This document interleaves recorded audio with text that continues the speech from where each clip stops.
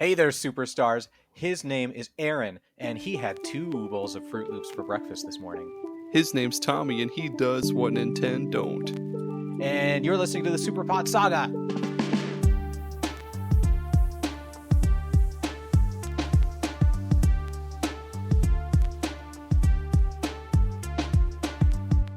That's right.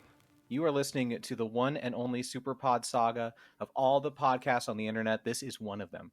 And this is the show where Aaron and I, one of us brings a different video game topic to the table every week, and we bring on a guest that we found on the streets, and we discuss it. We could bribe him with a sausage McMuffin. Oh, yes. That gets a lot of people. Yeah, it does. Our special guest today is Mr. Ryan from the List Off podcast. Hi, Ryan. Hi, how you guys doing? I'm a sucker for sausage McMuffins, so I knew it. That's easy enough to get me on the show for sure. Too easy. Yeah, it was almost too easy. We didn't even say anything. We just held it out and you came. I'm telling you, I could smell them from a mile away. Ryan, why don't you tell the listeners at home a little about the List Off podcast and what video games you like so that everyone can properly judge you?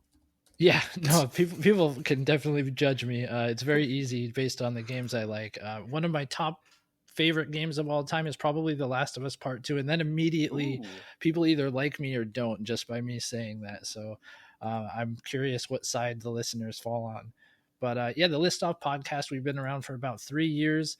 We used to do top 10 lists of different video gaming topics. Sure. And we have a healthy backlog of episodes there, but we got a little tired of that format, feeling forced to come up with new lists and then kind of having to fit that list. And so we're a little more free form now. We talk about gaming and pop culture news on a weekly basis. And we also have a side series on YouTube that I'm doing called Weehaw, where I document my adventures in building a collection for the Nintendo Wii. Oh, that's fun. That's a good name, too. That's cool. Yeah, I was so surprised it wasn't taken. When how did nobody come up with Weehaw? The Wii's been around for like 20 years. Nobody thought of this. You were the first. Where can people find the podcast and on social media and also to listen to? Yeah, so we're available on anywhere you listen to your podcast. Just List Off Podcast with Brian and Ryan, and we're on all social media as well. List Off Podcast. We're on Twitter. I think as listoff_podcast and Instagram as Listoff podcast. I guess it's not Twitter anymore, right? I always question whether to make that joke or not. It's actually something I didn't even consider till now. I guess we are on X. As Listoff_podcast. I know, right? I know. Oh man, it just feels dirty. It feels nasty. I hate it. I hate it. It's not good. I do too.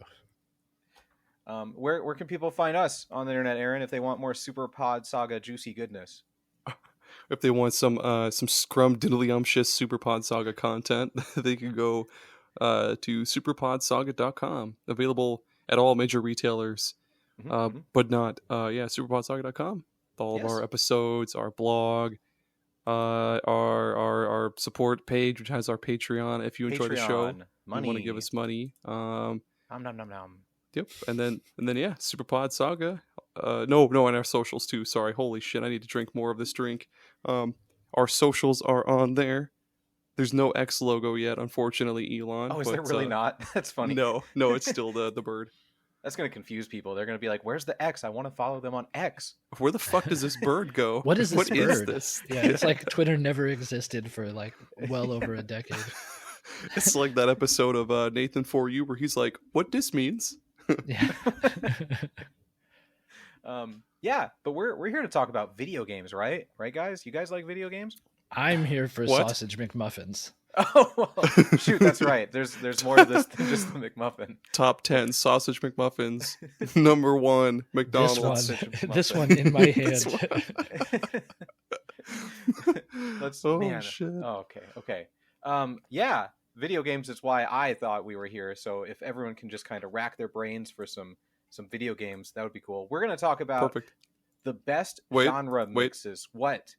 The Discord stuff. We're going to talk about video games later, but first, we have our one and only very special Let's Ask the Discord stuff segment. Yeah. And what we asked them was, we went to our Discord, which is the SuperPod Saga Discord, which you can join and take part in. We asked, what are some of your favorite examples of genre mixes? Any games that mix 2 or more genres together? And I guess I'm starting. By the way, Tommy, your voice is just so sultry with this new mic. I never noticed it. It's great. Thank you. I hope the people appreciate it. I'm sure they will.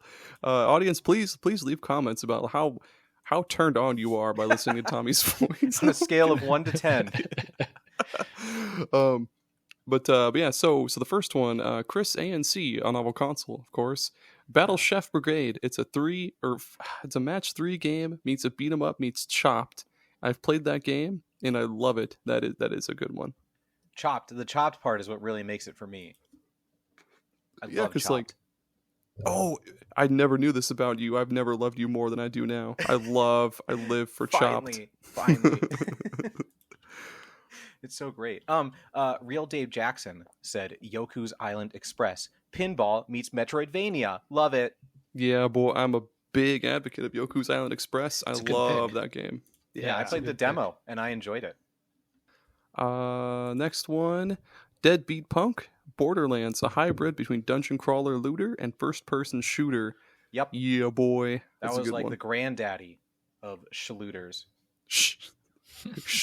What'd you call me? Schluter. My co-host is a big fan of the series. I played a little bit. I never really got into it. I think I missed it when it was like the hot thing, you know? Mm-hmm. Yeah. Hochum or Hotchum, still got to ask how to pronounce it. Said, I like card games when they are integrated well into games with purpose. There are a lot of roguelike card games, but Inscription was probably my favorite card-related game because of how tied into the narrative it was. I can tell exactly why he is a listener to this podcast. Yeah, baby. Inscription's great. Absolutely. Inscription is so fucking cool. Did you ever beat it, Aaron? Yeah, maybe I think because I beat Leshy, and then now I'm in that like Game Boy-esque you haven't beat it. Yeah. Oh fuck. Okay, no, I'll get to it. Sorry. You haven't experienced anything. it's a memorable. Yeah. If you beat it, it's very memorable. You would know. Shit. Okay. Especially you specifically. There's something in there that like I've been waiting years for you to experience. Years. Okay. Yeah. He also said there's a new game coming out called Moonstone Island that is a mix of creature combat, card games, farming, which was fun in the demo. And he also said, I like farming, crafting, build up your farm or whatever games, but they are beyond oversaturated at the moment. Stardew, Sunhaven, Graveyard Keeper are really nice. Nice. We're meaning to play Graveyard Keeper because that sounds really cool. Could never get into Stardew though, but that's on me. I'm the same. Everybody's like, "Oh, Stardew is such a good game," and I just couldn't do it. It stresses me out more than anything, honestly. I hate having to decide what to do on my farm because I just panic about crops growing, and if I'm doing the right things, talking to the right people, it's a stress game for me. Yeah, I could see that. I have that with Animal Crossing. People are like, Animal Crossing is so relaxing. It's like it's the most like chilled out game there is, but like I get so fucking like over man. What's the word I'm looking for? Not over fucking Let's overwhelmed. Just say overwhelmed. When that first came out, your messages of all the stuff you were getting, and you're like, I gotta complete the set. I can't just have one of these. I have to have all of these. Right? Or you like miss a day, and then you're like, oh my god, there's gonna be so many weeds I have to pull. Dude, yes. All this fucking fruit that I need to shake out of trees, all the fossils I gotta dig up, all the gifts that these motherfuckers need. Constant debt, right? That's the worst part. It's like it's just a big stress simulator, honestly. Sorry. Lightning Quick. Yeah, okay. Lightning Quick Jared, who's from Play Along Podcast, by the way. He says Creature in the Well, pinball mixed with dungeon crawler hack and slash puzzle game. And he posted a GIF, which is super cool because it shows it. And it does look like a really cool game idea. I need it. Sounds cool. Yeah. That's awesome. Chan said, Dave the Diver. It's like water exploration, hunting sharks and tuna with weapons during the day, and at night it's a cooking simulator. The game is super dope. It sounds fucking awesome. I need this game too. Bach, or his name was Bach Wheel, but he changed it for the the roundtable discussion. But Ah. Peach Leaf Pirates is a really good farming sim with RPG type quests and combat, similar to Stardew Valley. I've never heard of it, but it sounds cool. I mean, pirates because are you're cool. pirates. Yeah, Yeah, exactly. Yes. Yes. yeah. Pizza Dinosaur said, this might be a basic bitch answer, but Mega Man. That was so different at the time because it married the run and gun with the platformer. Yes, all run and gun games have a degree of platforming to them, but the focus in Contra and Metal Slug is clearly shooting. Mega Man equally balances both. Honestly, I still think it's pretty novel. That's a damn good answer. Yeah, I hadn't thought about agree. that before, but that's true. Mm-hmm. It requires definitely a lot of like memorization of enemy attack patterns and like the level as well. There's a lot of really fucking difficult levels that you need to have like precise jumps and strategically take out enemies. You got Mega Man did a unique thing too, where you could like pick the order you play it in. You know, I don't know if that's a genre, but it was like the first game that I remember that really did that. Yeah. Yes, that is awesome. And then Distorted Rules, the last one, he says, as you know, I love the Parasite Eve 1 game. The mix of horror and RPG and a unique combat style is phenomenal. Also a huge fan of Destiny/Borderlands series. The looter shooter genre, Schluter, has mixed two game styles I really enjoy, RPG and FPS. We definitely agree. Yeah, we do. Good picks, everyone. Yeah, good pick with Parasite Eve there too. Yeah. Did you guys hear that? Yeah, yes. I heard that. If you want to tell us about games that you like, you should join the Discord too. Yep, you just go to superpodsaga.com and it's right there on the top right with our socials. You see the Discord icon. It's so right easy. There. Yeah, do You're it. So blind. Just do it. Click it. Don't worry about terms and conditions or any of that. Just do it. Yeah. SuperPod Saga will never push you through T's and C's ever. We're not about that. No. But let's get to the main event. The reason people are listening right now is to hear our beautiful voices talk about video games that we like. Genre mixes. I guess I'll just get started off. Yeah. Yep. And this is where I would cut in that one Saliva song where it's like, boom, do you want it? Boom, do you need it? That was on a Tiger Woods game back in the day, which what did not. That's the most anti-Saliva game ever. Oh, it was great. I can picture like the intro being cut with like all these cool cuts to it. I need like to right find with that. the cue of the music and as you're hitting the ball. Oh yes, boom! Do you want it? It's just like mid-40s dudes thwacking balls barely. All you hear is like birds chirping while you're on the actual course playing the game. But oh, that was good. I'm gonna start with a game that everyone else already said to get it out of the way. Okay.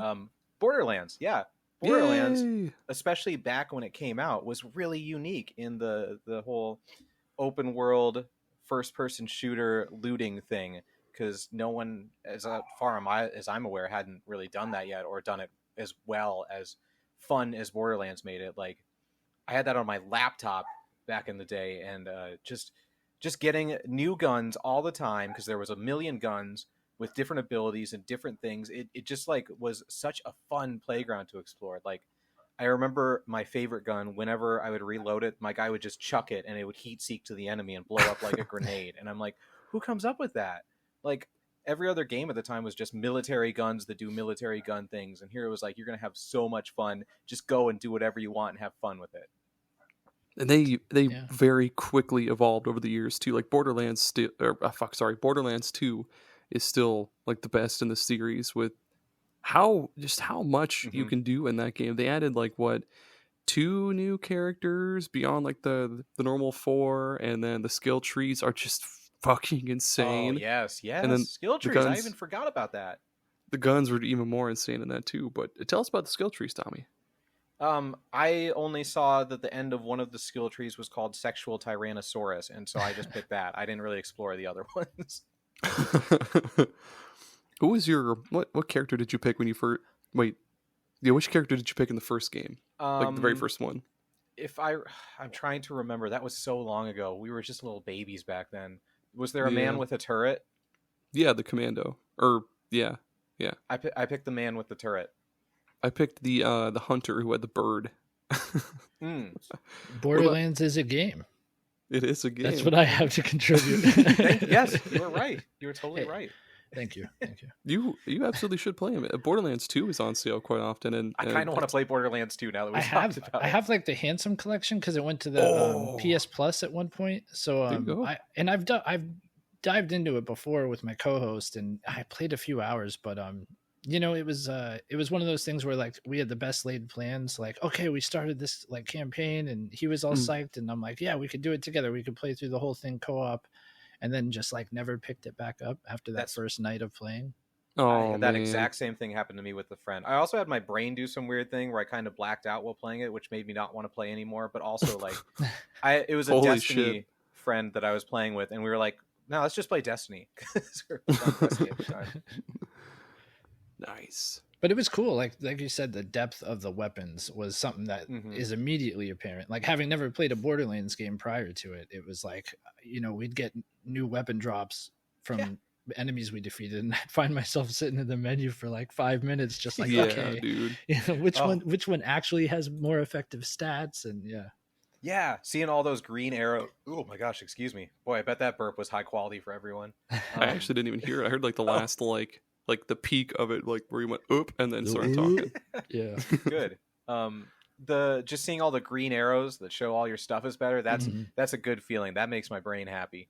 Yeah, baby. Speaking of happy, pocket card Jockey, baby. Oh, your favorite. Yeah, it is. What genres does this mix? Holy shit. Okay, horse racing, solitaire, RPG, not necessarily farm sim, but like you breed horses. Unfortunately, you don't stick your hands up their butts. But I mean, it's cool wasted regardless. Opportunity there. I know. Hand up ass simulator in VR. Make it in VR. Yes. With that weird like Japanese peripheral where it's like a silicone ass or whatever. Oh no. Oh shit. Okay. So Pocket Card Jockey. It's it was only on the 3DS eShop. Now I think it's on iOS. But it is. Holy shit, where do I even begin? So you race horses, and in order to race them, you play games of solitaire, but I'll kind of like build up to each part. But so different horses have different stats, like speed, stamina. They have different, I guess, abilities is what you call them. Like some horses excel at being behind, like if they're behind other horses in the race, they'll get a speed boost, or if they're in front of horses, they'll get a speed boost, stuff like that.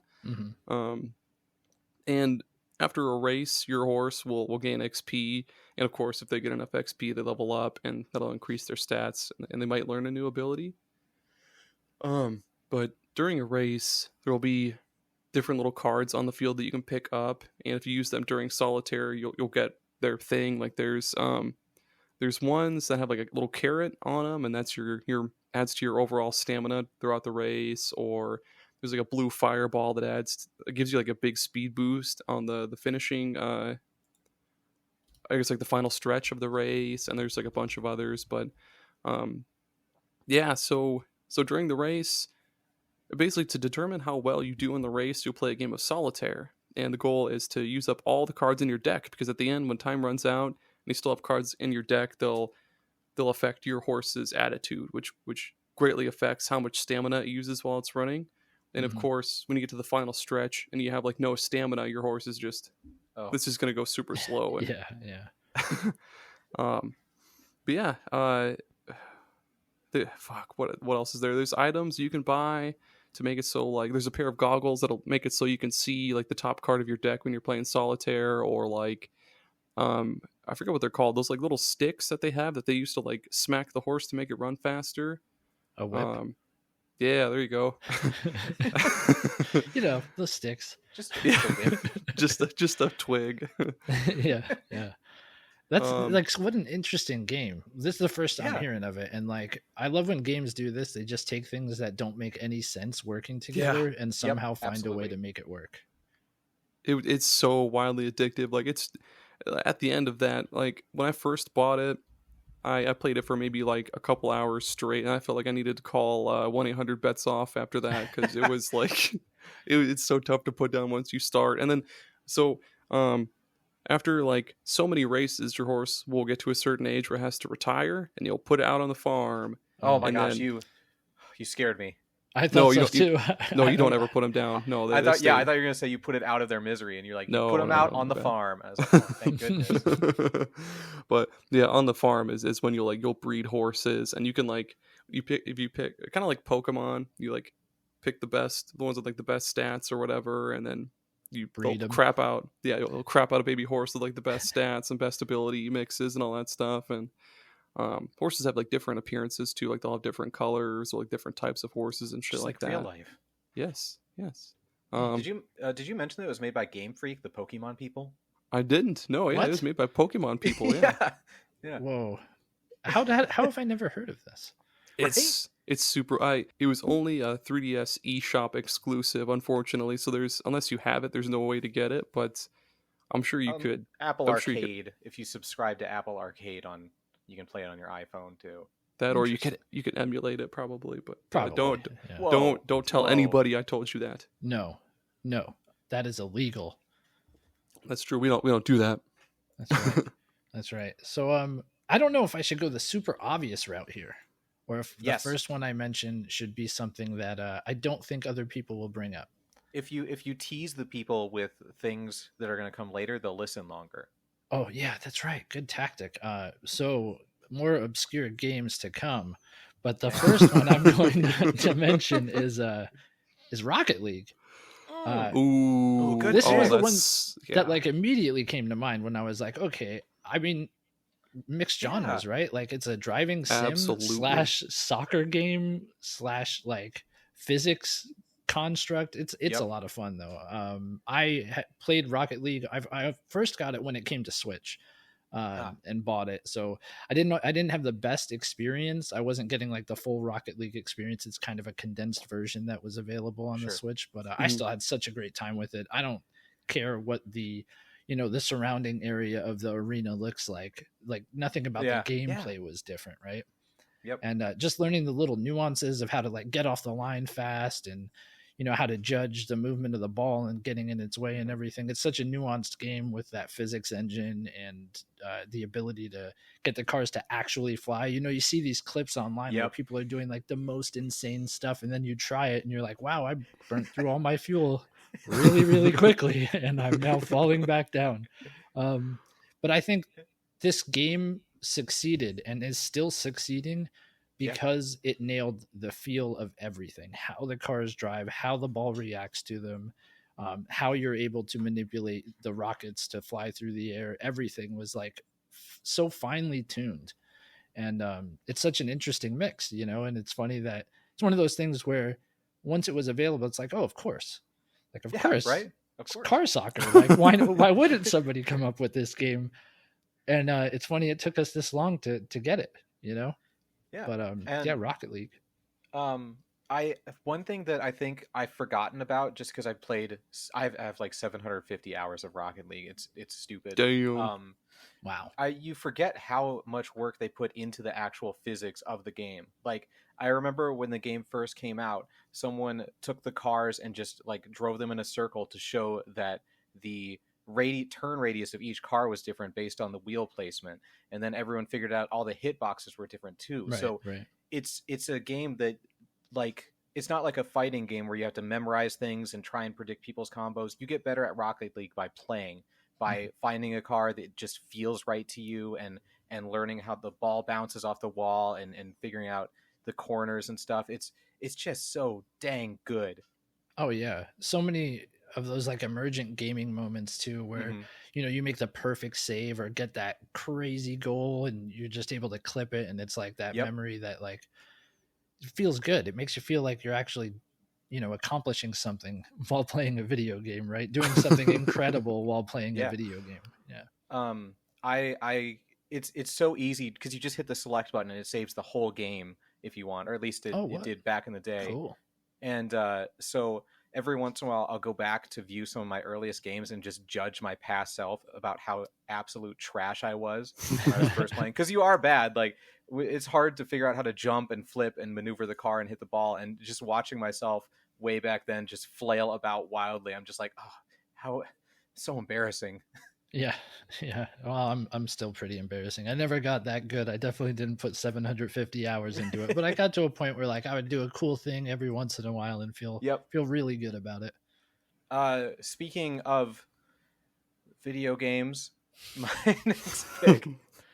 My next pick is going to be another obvious one for people who listen to us, but Slay the Spire Yeah, is I had is this. such I a had this. is such a good mix of roguelike and card battling, card collecting, deck building. That's the word I'm looking for, deck building. Um, this is one of my top 10 games of all time, probably. I never would have predicted that this game would make me obsessed like it has, but it's just somehow perfect in its versatility and the different decks, the different characters.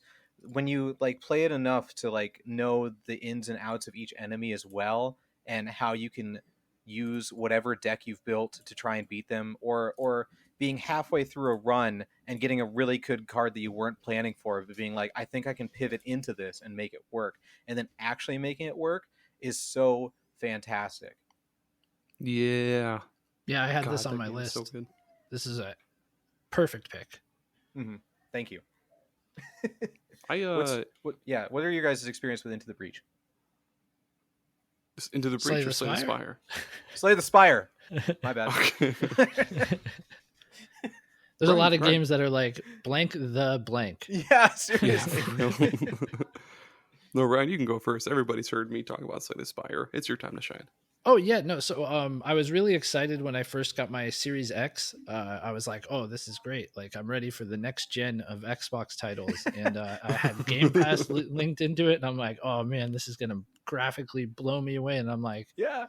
oh, there's a cool deck builder named Slay the Spire on Game Pass. Why don't I try that? And I'm sure I don't have to tell you or anyone listening how the graphics are in Slay the Spire. Definitely not its strong Not point, the right? best. Yeah. Neither are the animations, but man, that only makes the gameplay sing that much louder because Yeah.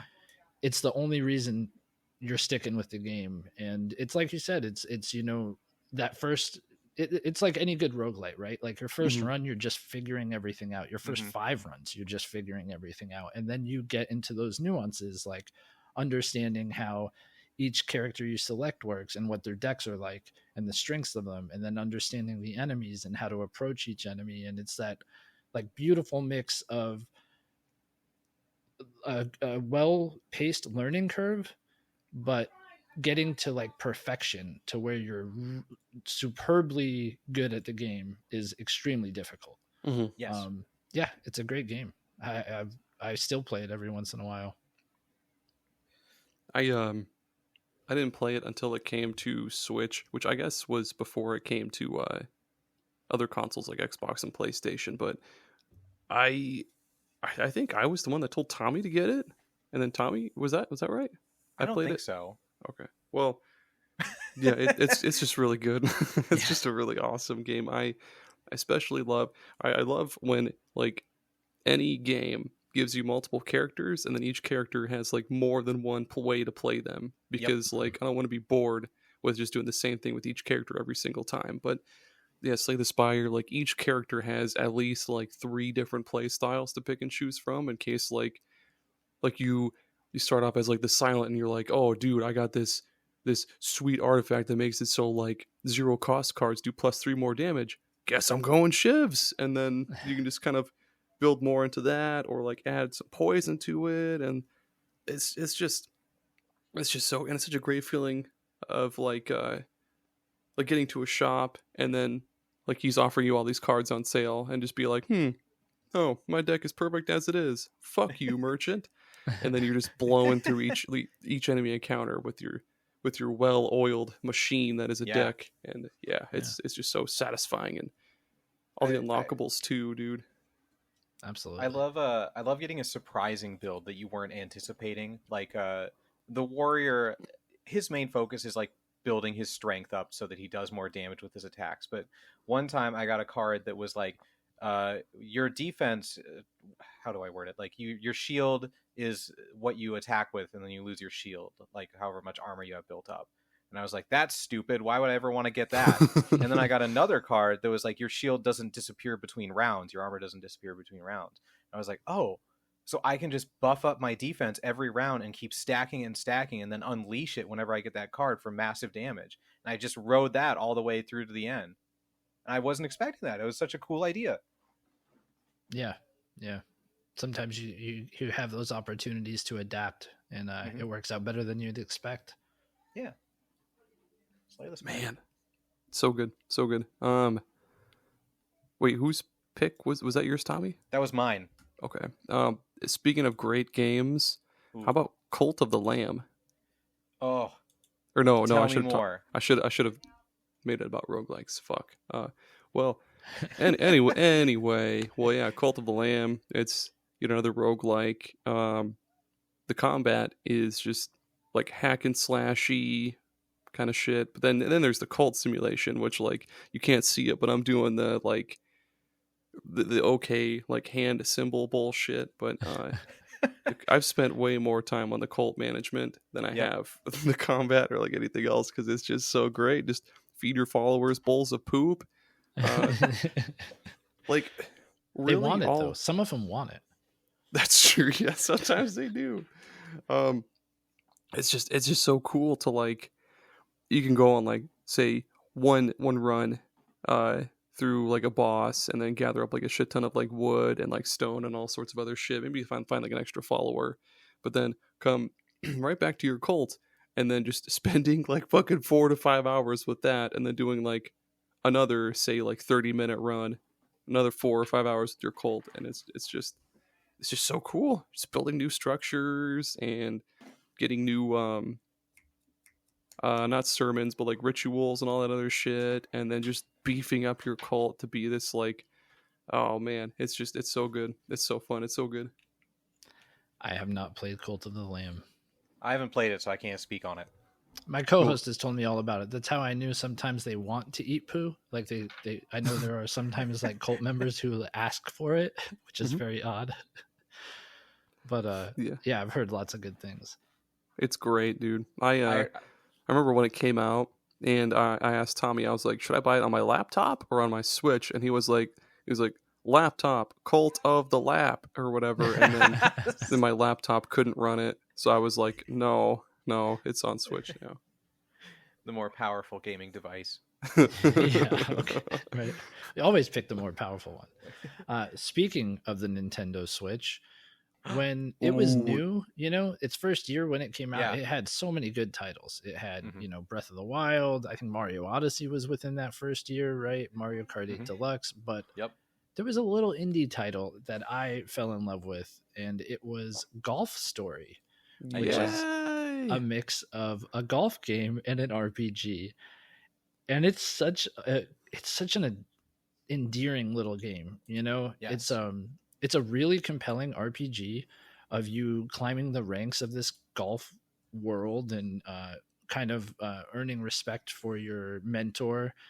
And at the same time, you all the courses have these different layouts, and they're very fun. None of them are like super real. A few of them actually are kind of realistic, but it's all this like top down kind of view.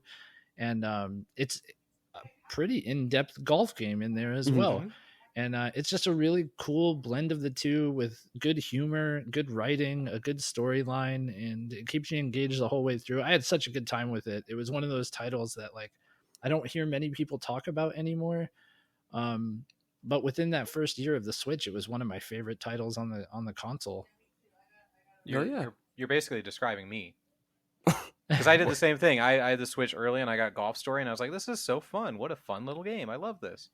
Yeah, it is. And it's like, I think Sports Story came out, or it's like they're making it sports. It came out. Was it good? No. Oh, I heard bad, it was bad reviews, and also the developers were overworked and what's the word? Crunched and stuff. They made a secret room in the files where you can go and they talk to the people and they air their grievances about management and stuff. Oh my gosh, that's terrible. Yeah, real sad. Goldern. Yeah. Ain't that a hoot?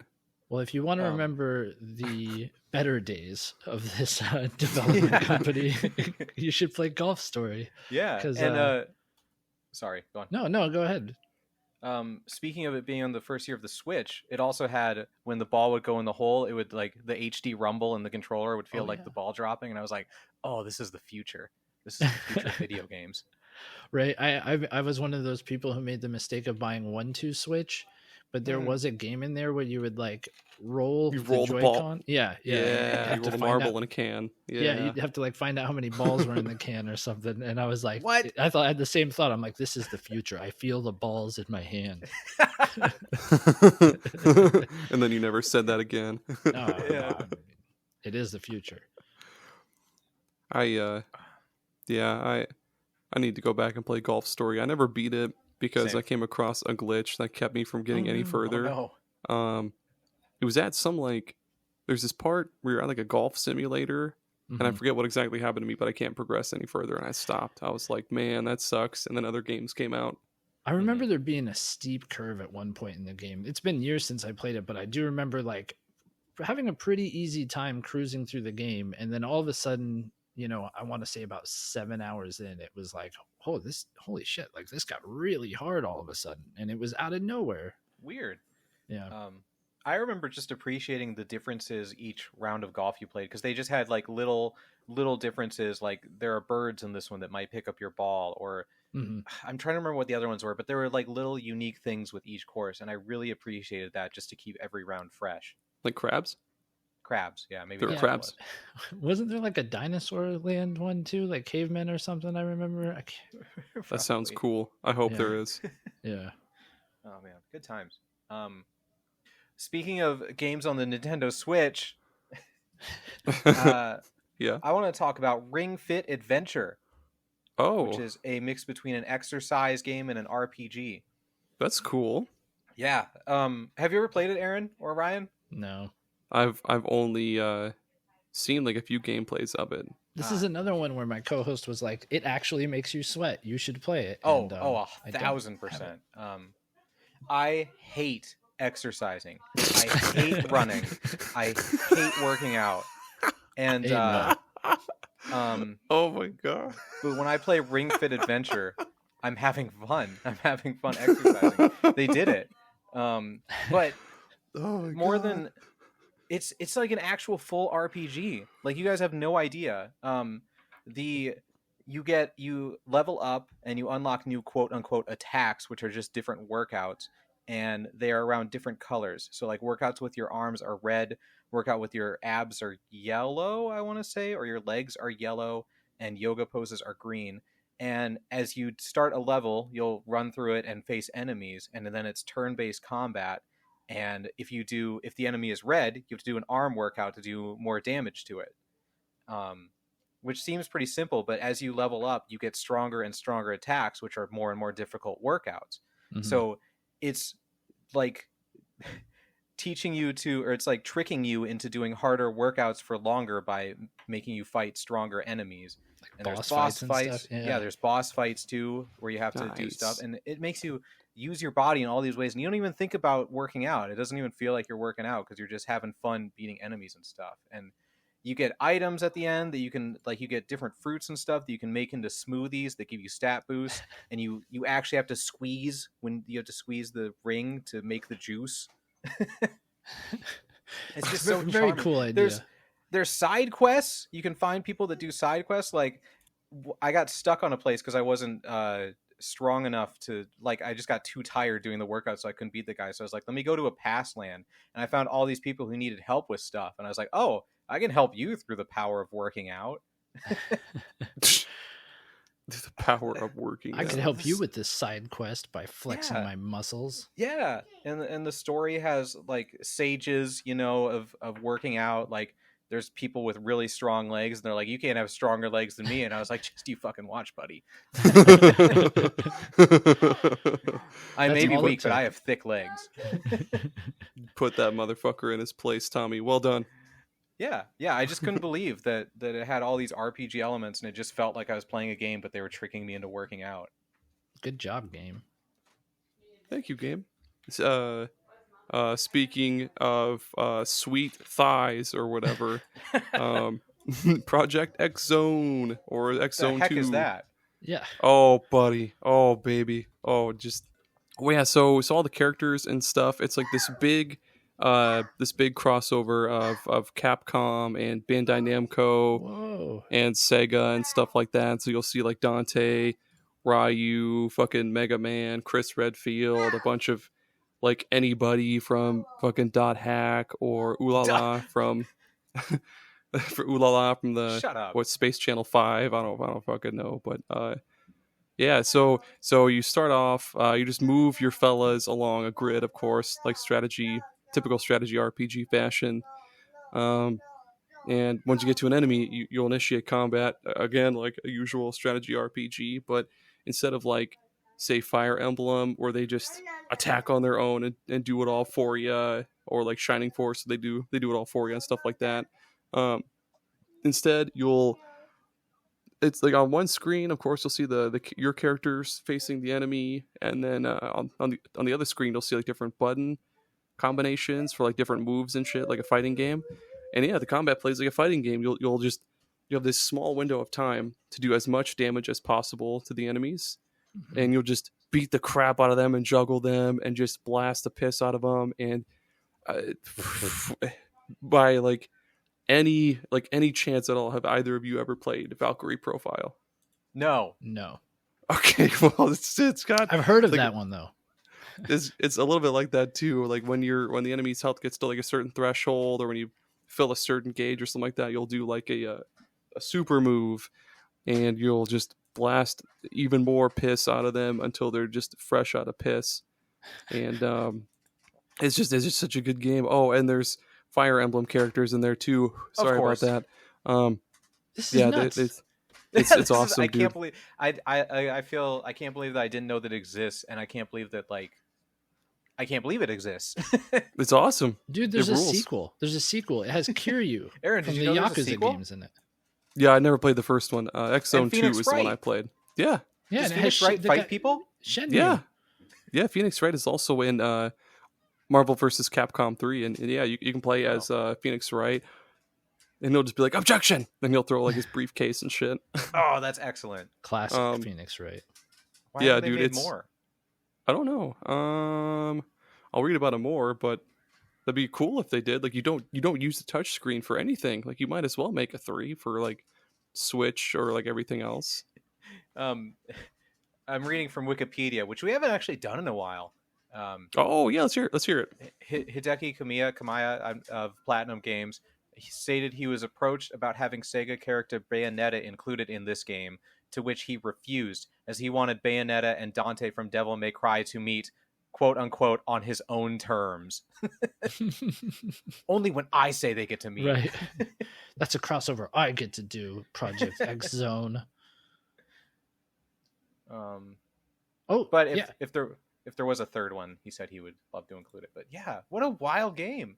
No, it sounds crazy. It's awesome, dude. The amount of characters too is pretty incredible. If you can get your hands on a 3DS and or a copy of this game, I'd highly recommend it. It's great. Yeah, you can't just download it from the eShop anymore. I mean, you can emulate it, but don't tell anybody that we said that or that I said that. Yeah, we won't. It was Ryan. Won't. Ryan said it. Speaking of games you can emulate, Yes. have you guys ever heard of Typing of the Dead? Yes. I have heard of it. Yeah, yes, sir. That's a good mixed genre game. That really is, yeah. I don't know how to word one of the genres. I guess it's just like words per minute trainer meets a first person shooter and meets like a zombie game. But man, this is one of the first. This is like a mixed genre game. It came with its very own peripheral, right? Like the Dreamcast came with a keyboard peripheral to play Typing of the Dead, and this is another one where like it's just a bonkers mix of things that people decide they want to throw into a game and somehow make it work. And there's nothing like comparable to the amount of pressure you feel like when you're like, I'm not a good typist, right? I never learned how to type. I type quickly, but I never learned like, the ASDF, and Mhm. you know the F way it. I learned from hunting, years of hunting and pecking and perfecting that. I'm not gonna let the elite tell me how to type. Oh, 100%, dude. I am with you. I am with you. And I've become pretty proficient at typing. But when you have to deal with like, zombies approaching you as you're doing this, and like they're getting closer and closer, and then there's 3 of them and they all have different words over their heads, it's like, oh my God, that's a lot of stress, dude. And it kind of is more like anxiety Yeah, building yeah. than the actual first person shooter game, because it's easy to point and shoot. It's not easy to type under pressure. And yeah, it's a good experience. It's a lot of fun. And if you do emulate it on a computer, which I'm not telling you you should do, you already have the keyboard. You already have the That's keyboard. true. You're right. I do already have the keyboard. Yeah. I want you guys to know I Googled it, and apparently it was in arcades in Japan. And if you look it up, they just had 2 keyboards set up on the arcade cabinet. Oh, sweet. So you could do But only in 2-player Japan. typing of the dead. Yeah. That would Just be a 2 tough thing keyboards to in there. communicate. Like who has which, like if you're both typing the same, you know, the same kill word, right? Or Yeah. kill phrase. Yeah. Like, yeah, I guess like whoever types faster gets it first, but then you're wasting time if there's multiple enemies and you're both choosing the same one to type, right? Yeah, yeah. Which would presume would add to the stress. I checked in with our good friend Wikipedia about Typing of the Dead, and it's cool that it came to iOS. Like they should bring it to What? it was in iOS in 2012. It'd be cool. 2012? Yeah, iPhones didn't exist back then. it'd be cool if they brought them to well, no, I guess I don't know how that would work with modern phones, because like the keyboard takes up like the whole fucking screen unless you had like a slide out keyboard. So never I miss mind. slide out keyboards. Those were the days, dude. There's nothing to when like a zombie or some monstrosity is coming at you and the word to type is like daffodil. Shake hands, you know? Yeah, no, such a great idea. I don't want to bet- shake hands. We should do like a mod for Typing of the Dead where like all the typing is done in T9 word. That's hard mode right there. Oh, I love T9. That's how I typed on my PlayStation 3. Oh, that's right. It was faster. I will Oh, always man. maintain that it was faster. Oh, if you could do it faster, good on you. Yeah, because it's only 9 squares that you have to move across True. instead of an entire keyboard of squares. I could see that being faster on a console, yeah. This guy, he's going off about T9 again every episode. Tommy's like he's doing the WWE like call out thing to the elite typists out there, like fuck you, T9 was T9. faster. I'm coming for you, ASDF QWERTY folks. Yeah, you bring your QWERTY, and I'm bringing my T9. No holds barred. Oh man. Oh, we should take an ad break. We should take an ad break. That sounds delightful. That sounds delightful. Yeah. We'll be right back. Be right back.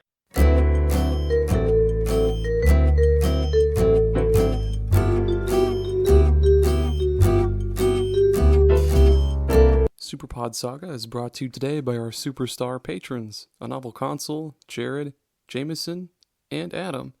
You're all as attractive and awesome as you are generous and gracious. Your support means the world to Tommy and I, and of course you're all number one. And we'll continue to pray to your names every single morning, noon, and night. Thank you all. We love you.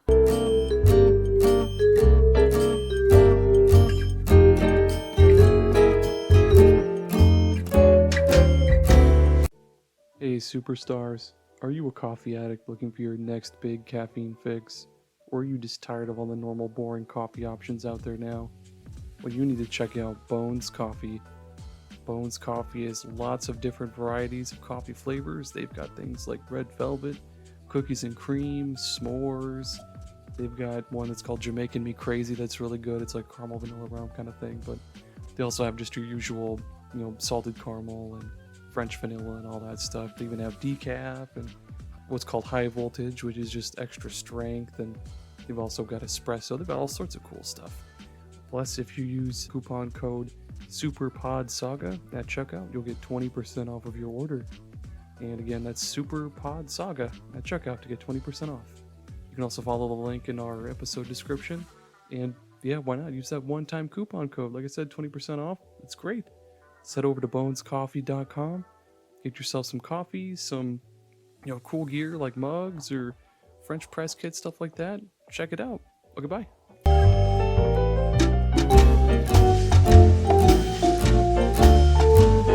It's really important to stay hydrated. They say to drink 8 to 10 cups of water per day to stay properly hydrated, but sometimes that can be difficult to do and completely inconvenient, and most of us don't feel like carrying a gallon of water with us at all times. But that's where Liquid IV comes in. Liquid IV is the category-winning hydration brand fueling your well-being, and their hydration multiplier is the one product you're missing in your daily routine.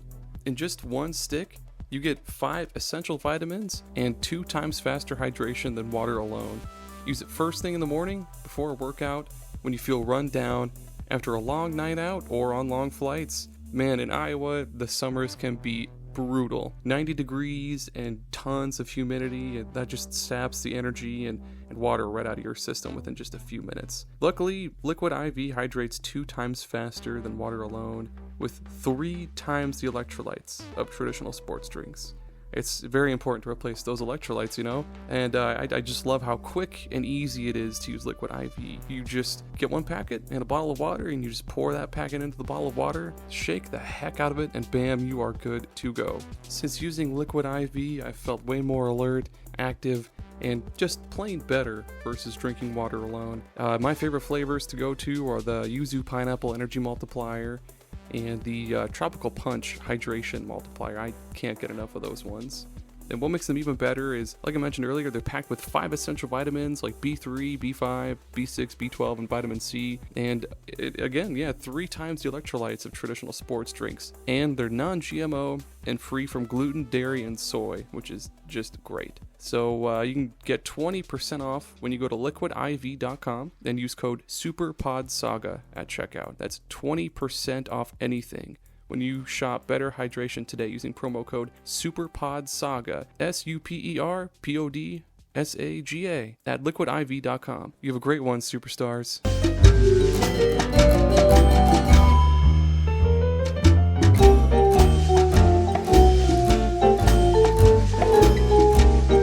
Hey Aaron, hey Ryan, hey listeners at home. Have you ever had ants in your house or apartment or living area? I am an ant. Okay, that's not going to be good for this ad. Have you ever had ants? Yes. I live in Florida. Or fruit flies? Okay. Well, guess what? We are partnering with Militarized Ants, the newest company which arms and trains other ants to go into your home and destroy the ants that are currently in them. These ants receive the best training you could possibly imagine from other ants with guns. And you don't have to worry about any... if they do too much damage with like the artillery shells and all that stuff, don't worry, because they also have construction ants which are trained to come in there and replace all the damage that they do. It's an evolving community of ants to get rid of the ants that are destroying your home and eating your food. That sounds great. Do they do that for other bugs, or is it just ants? Oh no, yeah, there's fruit fly paratroopers as well. Yes. Where do I sign up? The internet. I'm there. What's the website, Tommy? Militarizedants.com. Oh God, I almost want to type it in. Well, if you do, you'll find the page of Militarized Ants, the totally real company that is sponsoring this episode. How do they source their ants and other bugs? How, Tommy? How? So the ant government sends funding to the sovereign nation of ants. Yes, they send it to sovereign nations in order to negotiations to with the achieve Queen. democracy. But after the war is over, these ants. The war is never over for the ants. War is never over. They form private military groups. And Militarized Ants purchases the services of these private military groups. I'm sweating, dude. This is... I've played enough Sim Ant to know that war never ends. Oh, yes. shit. Oh, man. Thanks, Militarized Ants, reach out to militarizedants.com. These ants are marching one by one to clear your home from evil ants. Hurrah. Hurrah!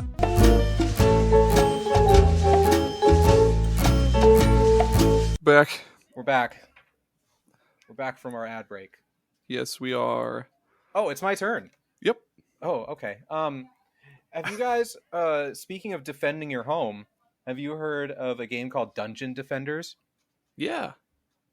Cool. No. I had it on PlayStation 3.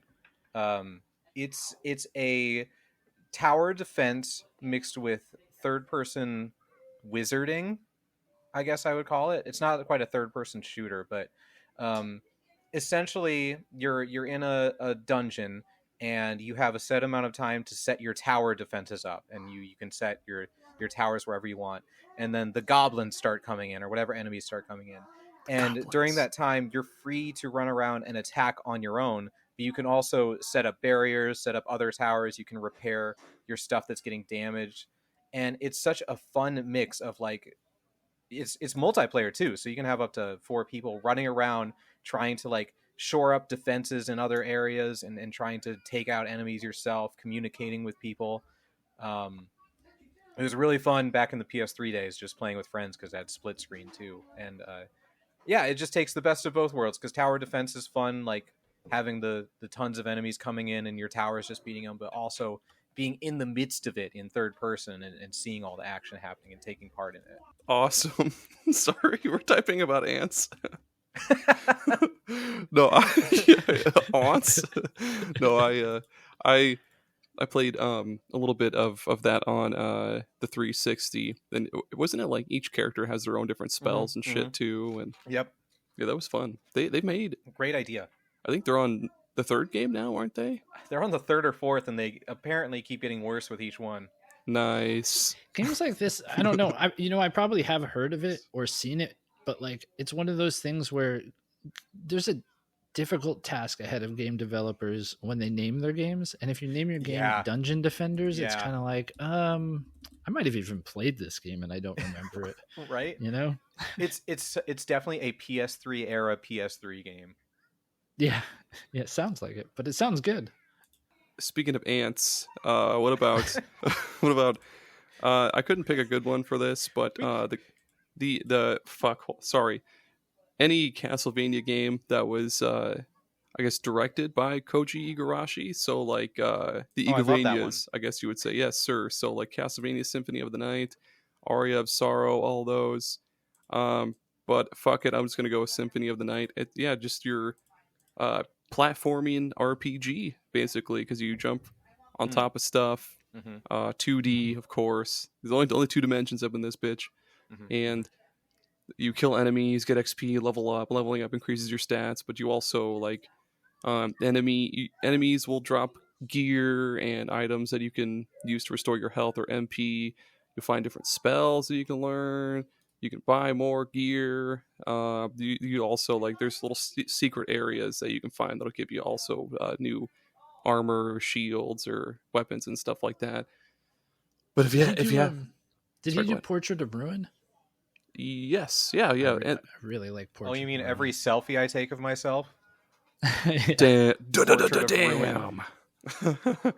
Yeah, he did all 3 on the DS. There was that, and holy shit, Order of Ecclesia, and the other one that I don't know, but yeah, they're all good. Yeah, if you have, I know Symphony of the Night is on, you can play it on Xbox Series X, that's backwards compatible from the 360, and there's the 3 on the Advanced Collection that are really good, especially Aria of Sorrow. No, Circle of the Moon is also good too. I like that one. That one has cards. I should have said that. Fuck, cards. But yeah, they're all good. Limited Run is coming out with the Advanced Collection, and it has additionally added. They're coming out with a physical version of it with Dracula X thrown on there too. Oh no shit! Yeah. That's awesome. So did that used to be called Dracula Twitter? Yeah. Yes. Exactly. Take that, Elon. I think. But no, yeah, they're so good. I've played Symphony of the Night like 5 times. The other ones I've played like maybe like once or twice through, but they're so fun, especially if you love just exploring, and because like there's no, unlike say like Metroid or like other, I guess, Metroidvanias where you're like supposed to go to this place. He said the thing. He said Yeah. it. Where those ones have you go from like you have to go to this place to get this item, so you can go to this place and shit like that. But like the Castlevanias, it's just like you can go in any which fucking direction you want to, and get this power up to go wherever else and discover all this shit. It's great. They're good. Yeah, they're really good. Yeah, you kind of can't go wrong with a Castlevania game. They're a lot of fun. Oh yeah, it's been a while since I played one, but man. Do they have a DS collection? They need a DS collection. They do. You don't need the fucking touch screen for like anything, I don't think. Like they should just port them to like one screen. Yeah, absolutely. Yeah. Well, speaking of one screen, here's a game you could play on one. This guy's better than us at this. God damn it. I don't think I am. Man, I really I know I have a lot of games here. So I'm kind of want to pick and choose carefully based off of what I think are cooler games or cooler mixes of genres. So I'm going to go with one that's kind of timely. It's having a moment right now, and that would be the Pikmin series. Ooh, that's a great pick. That makes sense. They're a mix of dungeon crawling, puzzle, like RTS, adventure. They're really there's such an amalgamation of different genres. It's not really easy to pigeonhole them into one at all. But I played the first Pikmin on GameCube and had a great time with it. Tommy did not. Recently played the Pikmin 4 demo too. I did not buy the game, but I'm like close to buying it. And I love the Pikmin games. I think they do a good job of forming almost their own genre of game, but it does mix in those elements of RTS because you kind of have to pick which Pikmin you're going to attack with based off of what the enemy is and how they'll react to it. And then it's also the dungeon crawling, especially in Pikmin 4. They have this whole section, like underground sections. I think this started in Pikmin 2, where you go underground and you kind of have to, there are enemies down there. There's also like more resources to farm and things like that, which is also another genre that could be added to the list here. But everything is puzzly too. You have to pick how you approach, how you get to the next point, right? Everything in the environment is a puzzle to solve. And then, it's an adventure title as well, because ultimately you want to repair your ship and get off the planet. But, man, it's such a cool mix, such a cool series of games. And Tommy, you did not play the first Pikmin? No, I'm still waiting. Aaron said that I could borrow it when we were in 6th grade, and he still hasn't done that, so I'm still waiting on that. Wow, it's in the mail, I bet. Yeah, he could have just handed it to me. It got lost by USPS. Sorry, Tommy. You guys played Pikmin though? You got experience? Never with played it. No. I mean, obviously not the first did. one, but maybe some of the later titles. I played it. I haven't played any of the other ones because I keep telling myself I'm going to beat the first Pikmin before I play any of the other ones. Yeah. The first one's cool. I would urge you both to. The Pikmin demo is available on Switch right now, and it's a good few hours of gameplay. And if you holy cow! Yeah, and if you decide to actually buy the game, your save carries over, so it's not like wasted progress. And I would definitely urge you to check it out. It's a good taste of Pikmin 4, and I'm probably going to buy the game when it goes on sale a little bit. Yeah, nice. I've definitely been interested for a long time. A very long time. Stop it. Yes, since 6th grade, one could say. Oh man. Speaking of games that I played when I was younger, what time are we at? Do we have time for one more or two more? I need to decide. I have one left. Then we're going to do one more. I want to talk about the ultimate crossover genre video game, the most crossover-ish game that has ever existed. Spore. What? Spore. Well, yeah, but like, how is it the ultimate crossover? What? I meant genres, crossover of genres. Oh, okay. I worded it wrong. I'm sorry. Okay, you're good. But Spore, it's a video game where it has 5 stages in one game, I guess. The first is the cell stage, which is like a top down, just kind of exploring and eating simulator where you're just a little one celled creature and you go around either eating other creatures or eating plants and trying to swim away from other creatures. One of the coolest things it does in this stage is in the background you see massive giant creatures that are far bigger than you are, and they don't even like acknowledge you because you're so small. But as you eat and grow bigger, they like come into the foreground as you become their size, and eventually you grow bigger than them and you can eat them. It's so cool. That does sound cool. And then Yes. the creature stage, you go onto land now, and that's like a third person exploration game, I guess. You kind of have to find other creatures of your species, and you hunt and gather meat and breed to make more of you, and it's just kind of growing in that way. It's almost like a I don't know what I want to call that one. But then there's the tribal stage, which is just a straight up RTS. Nice. It's a top down view, and everyone else has tribes, so you have to like make all your different buildings that do different things that create food and stuff, and then you have to go and battle other tribes in typical RTS stylings. And then once you're big enough, it goes to the civilization stage, which plays like Civilization. It's turn based now, and you can do politics, and you got to go collect resources and create vehicles and stuff. And then it culminates in the space stage, which is it's a space game. You go to other galaxies, you go to other solar systems, and you can populate those, and then you create spaceships, and you can even like help or hinder other alien species. It's just ridiculous how much game there is, how many different genres there are, and to go from a single-celled organism all the way to traveling space and conquering the galaxy is nuts. That's fuck. I didn't realize there was that much to Spore. I thought it was just like you make goofy, wonky, like penis creatures. That's and the then fun part. Exactly. Okay. I thought it was like an evolution sim, and that's about as far as it went. I didn't realize there was like RTS involved and everything else. Yeah. And pretty some of cool. them you can basically play the space stage forever. Like there's tons and tons. Let's see, there's around 500,000 planets, so you can never really be done with that. But yeah, it's really cool. I should play that again. These had like their moment in the sun too, you know. Yeah. There were sequels and like little like ports that weren't the original game and stuff. And I literally have never touched a Spore game, but they definitely were popular for a time. Yeah, there was even a DS version. Speaking of Curious George, another stretch, but have either of you ever played Rune Factory? I watched a trailer of it. I have Okay. not. Okay. Well, Rune Factory, like the only one I've ever played is 4, but they're essentially spin-offs of the Harvest Moon or Story of Seasons fucking series. That's like a more fantasy version of it.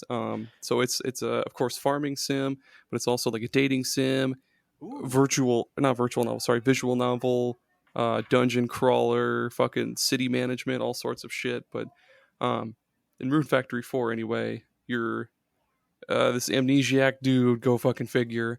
And you wake up, oh, my head hurts, don't remember anything. But then everybody's like, oh, you're this dude, you're this prince, you're supposed to save us. And of course, your main doofus character, he's like, oh yeah, yep, that's me. And yeah, you plant a garden, and you help the town by gathering materials, and you farm stuff. And Do you like this game, Aaron? Yeah, I do, It sounds but like it's you're exhausted by this.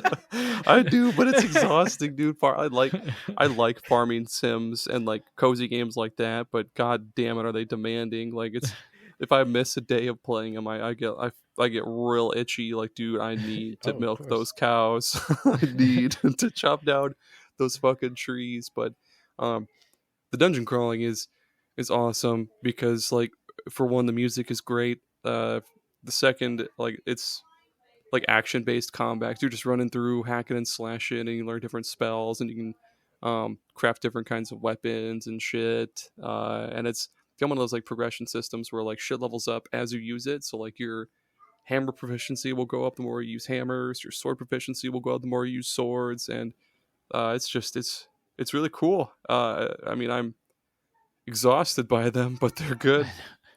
I think 4 and 5 are on current systems, and then 3 they're doing a remake of soon. Nice. Heck yeah. Nice. If I Yeah. ever want to be exasperated by Yeah. a game, I'll play some Rune Factory for sure. Out of breath just from sitting there. Like, I gotta plant some seeds. these fucking trees won't cut themselves, man. I gotta milk these cows. Man. Ooh, shit. I gotta weaponize these ants. Yeah, for real, they're little purse dogs, dude. So I guess this is it. I have to pick one more. I have a few left. So can I pick one and then like give a few honorable mentions? Is that acceptable? All right, sweet. Yeah, it's your show now. Speaking of Rune Factory and other games people have never heard of, just something that's happened to me a lot on this episode. The game I want to pick is a game called Elebits. Have you guys heard of Elebits? I've heard of Elebits. I need to. Is that a Wii game? It is a Nintendo Wii game. Yes. Oh my gosh, I had forgotten about this. So it's a mix of hide and seek and like a first-person shooter. What the fuck? Yeah. So you find these cute little creatures called Elebits, and then you shoot them in the face after you find them. Nice. No, you don't. You don't really. I mean, you kind of effectively you do, but it's not story-wise. That's not what it is. So basically, in this world that the game takes place, Elebits control electricity. So how everything in your home or gets power is through Elebits. So basically the Elebits have escaped. So you start in a room. It's like your room, right? And everything's off. The lights are off. The TV's off. And the Elebits are hiding somewhere in this room. So you use the Wiimote to like move furniture and open drawers and move stuff around. And like you could actually manipulate the Wiimote and nunchuck to like peek. So you kind of get on your tippy toes or like peek around. And when you find these Elebits, you have to then like first person shooter kind of shoot them. And it adds to the total, which then powers up the things in the room you're in, right? So you have to find all the Elebits that have run amok in the current room through this hide and seek kind of mechanic. And then once you find them, you shoot them to add them to the like electric power of the room to power up all the machinery of the room you're in. And it's a really like neat idea, really cool combination of two genres that first person shooters, right? They're everywhere, but like how many hide and seek games are there like at all? Yeah. So it's a neat mix of those two genres, and I think it pulls it off really well. It's an endearing game, really cool art style, interesting story, unique story, and it's fun to play. It's a lot of fun to play. That does sound really cool. Okay, thanks. According to Wikipedia, in the PAL territories, it was called LEDs.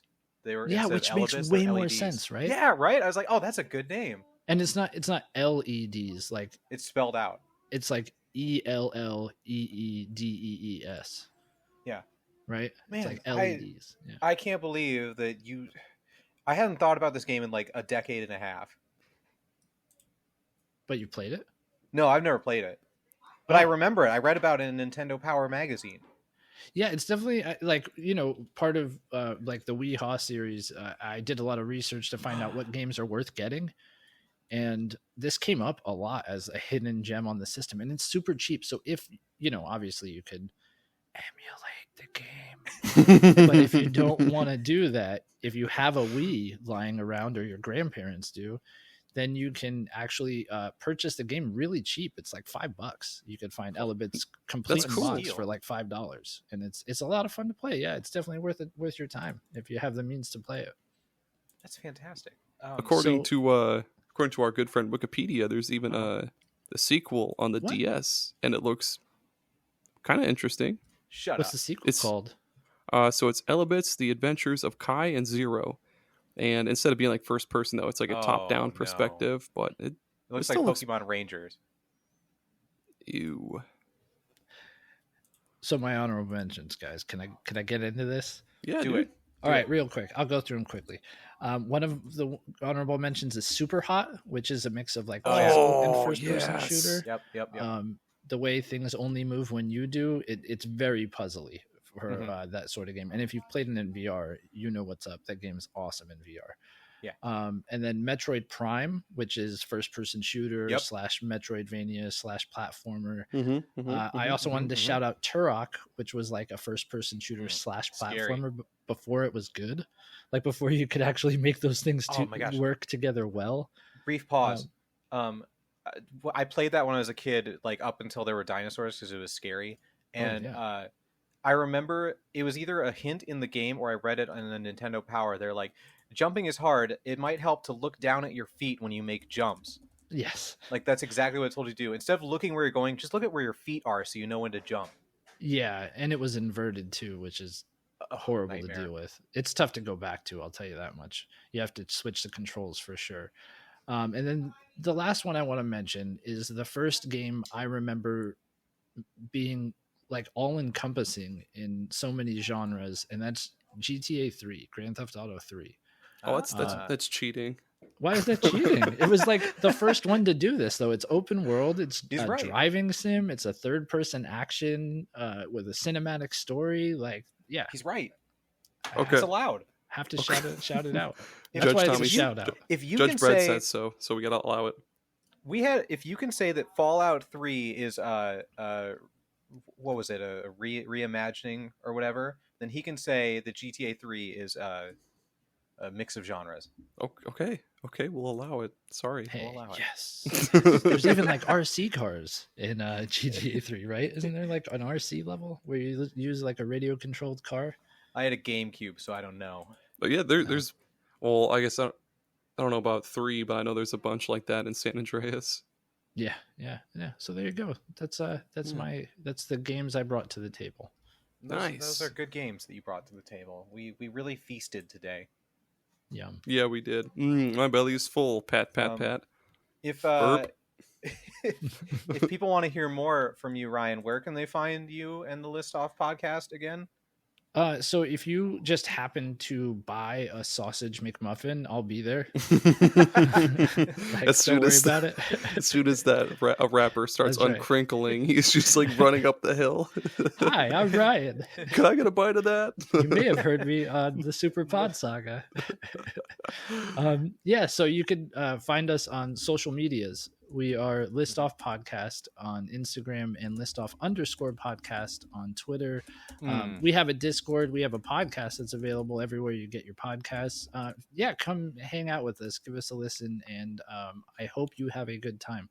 I wish I could guarantee you have a good time, but like, I don't know. I can't guarantee anything nowadays. So I hope you do, though. Yeah. And you're Aaron, I was gonna say their server is pretty fun too, where they have like the snap tournaments and the complaint corner. That's like my favorite place to go. Yeah. Everybody's got complaints about the world, right?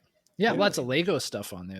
We do like Lego stuff. We do movies, like all nerdy stuff, you know. Yeah. Aaron, if people do want guaranteed good times with following the SuperPod Saga, where can they find us?